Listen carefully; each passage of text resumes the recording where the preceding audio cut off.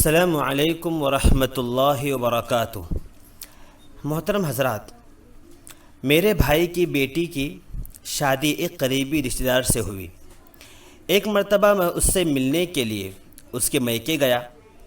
جب میں وہاں پہنچا تو دیکھا کہ گھر کے تمام لوگ گھر کے باہری ہال میں بیٹھے ہوئے تھے اور سب کے چہروں پہ اداسی کے آثار تھے۔ مجھے دیکھتے ہی میرے بھائی کی بیٹی روتی ہوئی اندر چلی گئی۔ میں یہ سمجھ نہ سکا کہ اس کو کیا ہوا ہے۔ کسی نے کچھ کہا بھی نہیں اور تمام لوگ اٹھ کر گھر کے اندر چلے گئے۔ میرے ذہن میں آیا کہ شاید گھر میں کوئی مسئلہ ہوا ہے، وہ میری بیٹی کو پریشان کر رہے ہیں، آج ان کو سبق سکھا کر ہی جانا پڑے گا۔ مجھے بہت غصہ آنے لگا اور بیٹی کی فکر بھی ہونے لگی۔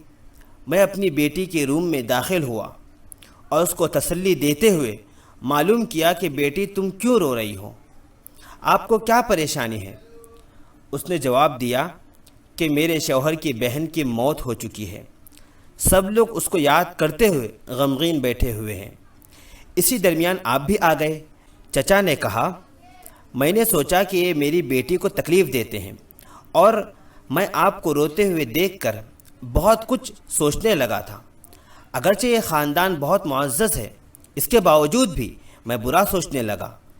اکثر خاندانوں میں مسئلے غلط فہمیوں کی وجہ سے ہی جنم لیتے ہیں۔